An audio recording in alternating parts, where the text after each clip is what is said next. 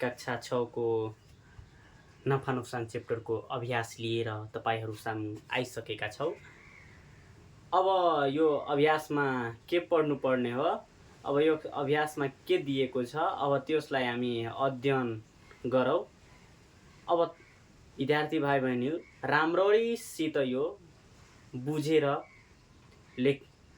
उत्तरलाई लेख्नु होला।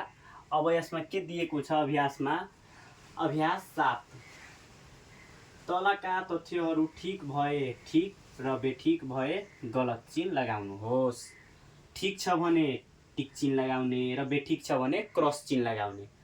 अब क नम्बरमा दिएको के छ, कुनै पनि वस्तुको किनेको मूल्य भन्दा बेचेको मूल्य बढी छ भने सो अवस्थामा नफा हुन्छ। अब यसमा के भनेको छ कि किनेको मूल्य भन्दा बेचेको मूल्य बढी छ, मतलब अब यसमा 50 रुपैयाँमा किनेको छ अनि 70 रुपैयाँमा बेचियो लेट भने यसलाई यो अवस्थामा नफा हुन्छ कि नोक्सान। अब हेरौ त 50 रुपैयाँमा किनेको हुन्छ अनि 70 रुपैयाँमा बेचेको हुन्छ, त्यो अवस्थामा के हुन्छ, यसलाई नफा हुन्छ। तब यसमा यही भनेको छ कुनै पनि वस्तुको किनेको मूल्य भन्दा बेचेको मूल्य बढी छ भने सो अवस्थामा नफा हुन्छ।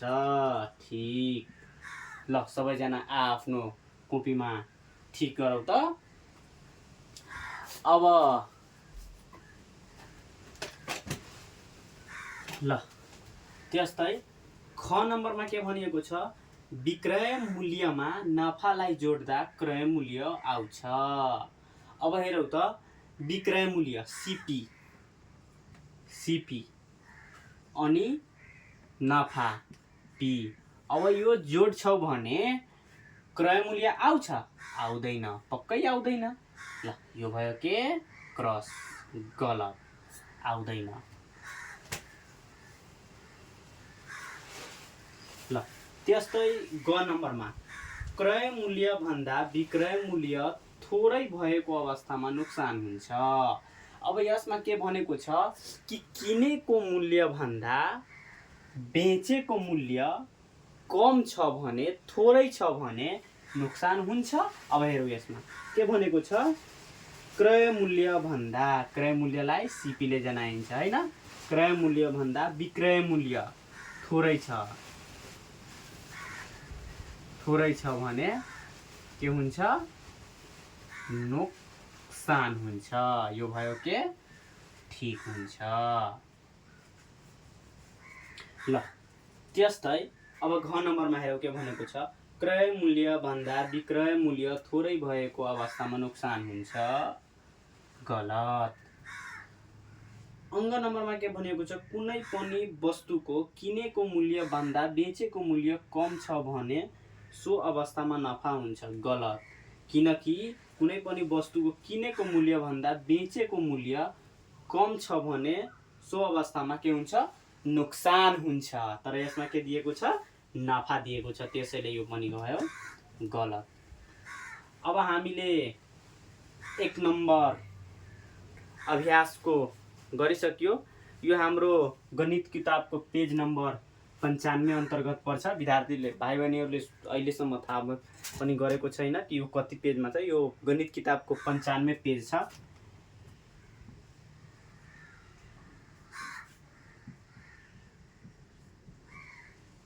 Page number 95।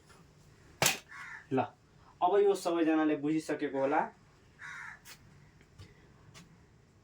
हामी मेहनतको दुनियाँमा अगाडि बढ्दैछौँ। जबसम्म हामीले मेहनत गर्दैनौँ, जबसम्म हाम्रो जीवन सफल हुँदैन। हामी मेहनत गरेर अध्ययन गरौँ र आफ्नो साथी भाइ बहिनीहरूलाई पनि गराऊ। आफूले नबुझेको कुराहरू कमेन्ट मार्फत त्यहाँ भनौ, या हाम्रो अरू सरहरू पनि हुन्छ, तपाईहरुको टिचर हुन्छ, त्योसँग सोध्नु। नबुझेको खण्डमा कमेन्ट गर्नु अनि साथीहरुसित सक्दो मिलेर पढ्ने बानी बसाल्नु। र मोबाइल हेर्छौ, धेरै विद्यार्थीहरुले लगभग मलाई लाग्छ 2-4 घण्टा मोबाइल हेरिरहन्छ।